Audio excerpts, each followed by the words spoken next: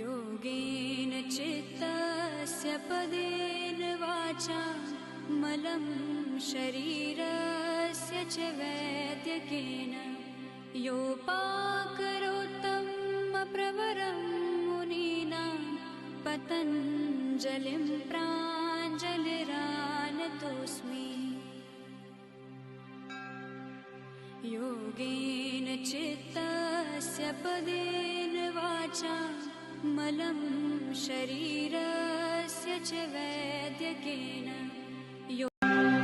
योगेन चित्तस्य पदेन वाचा मलं शरीरस्य च वैद्यकेन योपाकरोत्तमप्रवरं मुनीनां पतञ्जलिं प्राञ्जलिरानतोऽस्मि।